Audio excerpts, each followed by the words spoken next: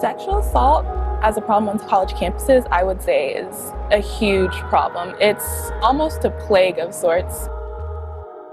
Sexual assault in colleges, according to these statistics, it's 1 in 5. So I do think it's a definite issue. Only in an environment where you have only guys living in a house dedicated to partying and having a good time does it become about numbers and about sleeping with lots of women.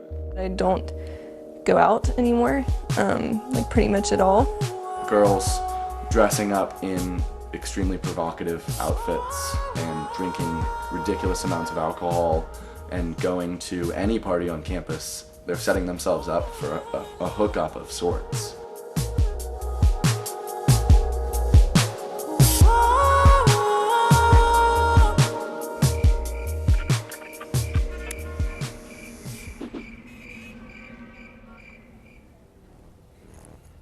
So we've spent a month living right here on the edges of the University of Colorado Boulder. On this street alone, there are hundreds of students living in student accommodation. Student life here is pretty idyllic. You have the mountains over there, you have beautiful scenery all around us. But the actual university itself is undergoing investigation for the way it handles sexual assault. I want to find out more about a culture on campus where sexual assault happens so frequently. So we went into his room and we were kissing, and then he was trying to do more than kiss, and I repeatedly said no. I was approached by a former sorority girl who was raped at a party on campus. She didn't want to tell me her name, but she did want to tell me her story. He kept trying, and then we were kissing some more, and then he just at this point I was in my underpants, and he just did it. The school is on notice of either sexual harassment, sexual violence, or anywhere in between, is that they have an obligation to independently investigate those allegations. So this is obviously, it's not like a nice thing to talk about. First question I want to ask is, do you guys think it is a problem? I think it's a commonly unreported problem for as much as it occurs. Before you go on a night out, when you're getting ready to go on a night out, is this something that passes through your mind? That, potentially something could happen? With the rates that women are assaulted, I think it should pass through every woman's mind. It's just so common of an occurrence. We are doing everything and aggressively as possible to really deal with the situation. Our chancellor has been very specific that this is a priority, and that's why I report directly to the chancellor, because that's how important this issue is we want to do everything we can to keep people safe.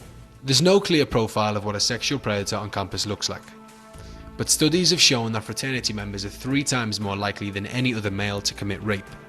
And that's put fraternities and sororities and their alcohol-fueled house parties in the spotlight. The only place I can imagine that culture existing on this campus in this town is in a frat. I think the frat mentality of being with a girl every weekend makes guys take advantage of girls. I don't go to frat parties often. I've been invited in the 3 or 4 years I've been at CU. I've been invited maybe 4 or 5. Each time I've had to prevent at least a handful of inappropriate hookups. It sucks to see your friends go into a fraternity being really great guys that are really respectful of girls and don't hook up with girls every weekend. They're kind and they care about the community, and then you see them turn into a frat guy.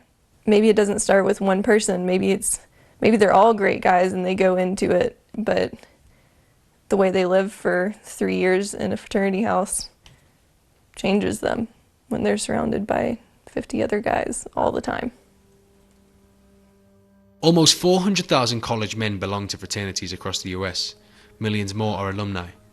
Members say the organizations provide a chance for brotherhood, philanthropy, and leadership.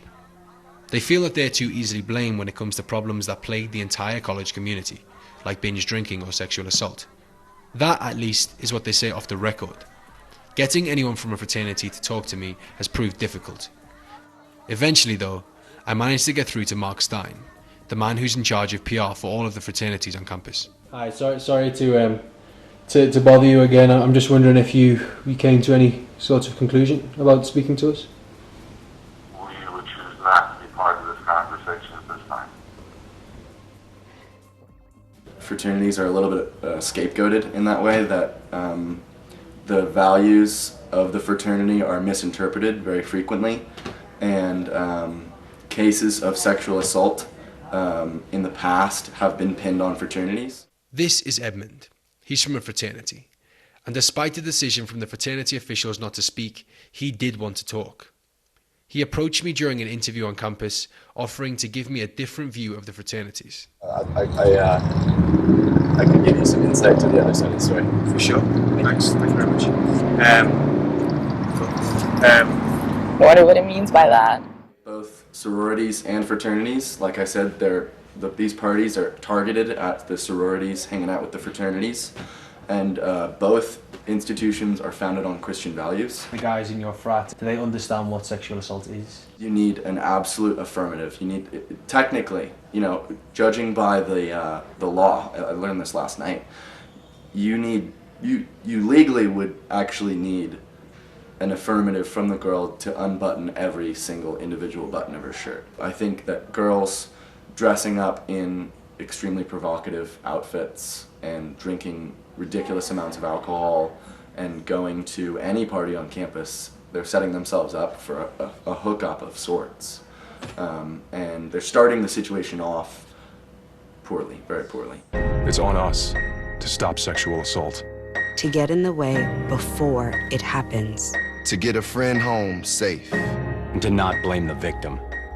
Critics would say that talking about what women wear is blaming the victim.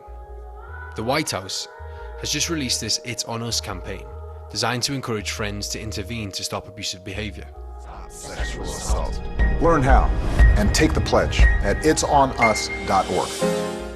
In response, some fraternities at other colleges are speaking out, pledging to work with their university to educate students. But here in Boulder, where the fraternities are off campus and not under the control of the college, so far, the fraternities are staying silent.